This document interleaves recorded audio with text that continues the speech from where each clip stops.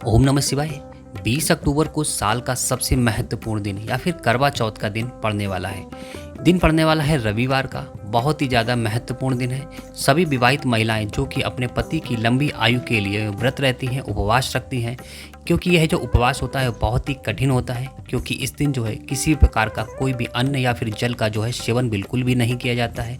बहुत ही कठिन इस उपाय को माना गया है, क्योंकि इस दिन जो है बिल्कुल भी जल का भी सेवन नहीं किया जाता है। हालांकि कुछ स्त्रियां आज के समय पर यानी कि मॉडर्न ज़माने में कुछ स्त्रियां चाय बना करके भी पी लेती हैं, या फिर कुछ स्त्रियां ऐसी भी हैं जो कि जल का भी सेवन कर लेती हैं। लेकिन अगर हम लोग धर्मशास्त्रों की बात करते हैं तो ये सब चीज़ें जो हैं बिल्कुल भी मान्य नहीं है, या फिर कह सकते हैं कि इन सभी चीज़ों को अगर करते हैं तो फिर वो व्रत नहीं हो पाता है उनका पूरा। लेकिन फिर भी जो है आज के ज़माने में जो है कुछ स्त्रियां कामकाजी हैं, या फिर बहुत ही ऐसे दिन बिजी उनका शेड्यूल रहता है, उनको काम करना होता है, इसी वजह से जो है वो चाय वगैरह का सेवन कर सकती हैं। अन्यथा जो है इस जो व्रत होता है इसको निर्जला व्रत ही कहते हैं, और इसमें जो है या फिर किसी प्रकार का ना ही जल का सेवन किया जाता है, ना ही किसी प्रकार का अन्न का सेवन किया जाता है। तो आज हम बात करने वाले हैं करवा चौथ के बारे में, और करवा चौथ का उद्यापन कैसे सभी स्त्रियों को करना है। जो भी माताएं बहनें, जो भी स्त्रियां विवाहित स्त्रियां हैं, अपने पति के लंबी आयु के लिए जो है इस दिन व्रत रखती हैं, वह सभी लोग किस तरीके से इस करवा चौथ का उद्यापन करेंगी, इसके बारे में आज हम बात करने वाले हैं। दोस्तों वीडियो को लास्ट तक जरूर देखिएगा। पूज्य गुरुदेव के द्वारा बताया हुआ बहुत ही अचूक सा उपाय है, बहुत ही अचूक सा उद्यापन की विधि है, किस तरीके से करना है आप सभी लोगों को। देखिए, करवा चौथ के दिन सभी माताएं बहनें जो कि विवाहित हैं, जिनका विवाह हो चुका है, वह अपने पति की लंबी दीर्घायु के लिए जो है व्रत रखती हैं। किसी प्रकार का कोई भी अन्न या फिर जल का सेवन नहीं करती हैं। घर में बहुत से काम होते हैं, क्योंकि सुबह के समय से लेकर के और शाम के समय तक जब तक पूजा नहीं हो जाता है तब तक उनको सभी जो है तैयारियां करके रखनी पड़ती हैं।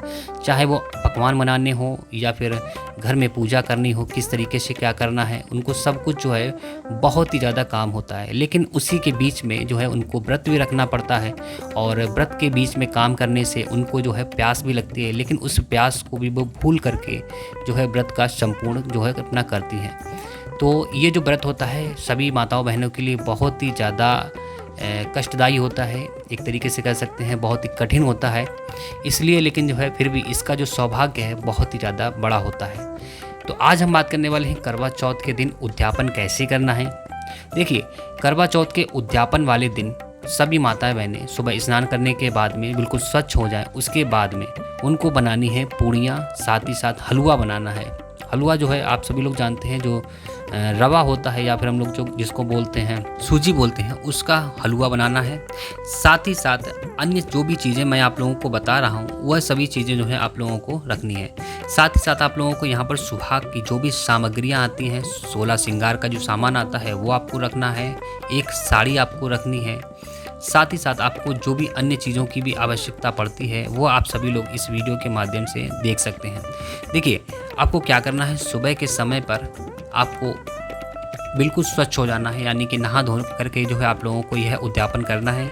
एक थाली में आप लोगों को 13 पूड़ी रखनी है, ठीक है। 13 पूड़ी आपको एक एक करके नहीं रखनी है, अलग अलग आपको 13 पूड़ी एक ही थाली में रखनी है, ठीक। उसके बाद में क्या करना है, उस 13 पूड़ियों के ऊपर जो है आप लोगों को 13 जगह पर हलवा रखना है, ठीक है। एक पूड़ी के ऊपर आपको हलवा रखना है, एक एक चम्मच आप लोग हलवा रख सकते हैं। हलवा रखने के बाद में उसके ऊपर आप लोगों को एक पत्तल रखनी है, ठीक।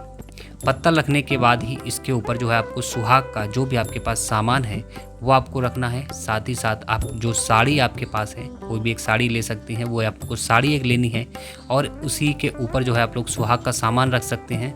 रखने के बाद में इसमें जो है आप लोगों को अपनी हथेली में, जो भी माताएं बहनें हैं वो अपने सीधे हाथ की हथेली में थोड़ा सा चावल लेकर के और थोड़ा सा कुमकुम या फिर जो है रोली लेकर के आपको उस जो सामान आप लोग थाली में रखा हुआ है उसके ऊपर से आप लोगों को घुमाना है। और घुमाने के बाद में जो है आप लोगों को एक संकल्प लेना है कि हाथ में चावल और कुमकुम लेकर के उसके ऊपर से घुमाना है।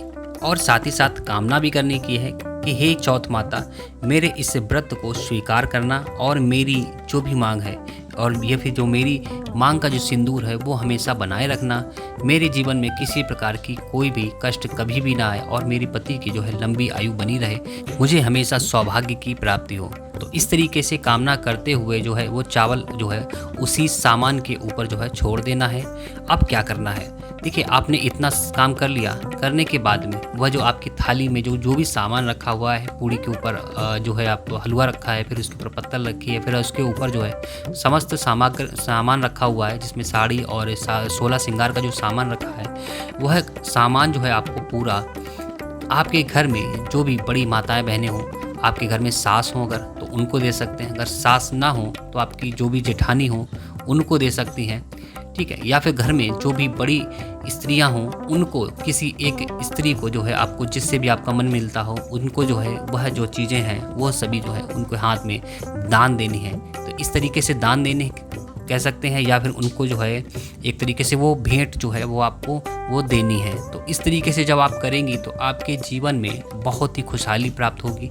साथ ही साथ चौथ माता जो है आपके जीवन में बहुत ही ज़्यादा खुशहाली देंगी, आपको बहुत ज़्यादा सौभाग्य देंगी। साथ ही साथ आपके पति की जो उम्र है वो भी बहुत ही लंबी करेंगी और आपका जो भी आपने जो भी व्रत रखा है, आपकी व्रत में जो भी त्रुटियां हुई हैं उनको भी वो माफ़ करेंगी। साथ ही साथ आपके जीवन में बहुत ही खुशहाली आएगी।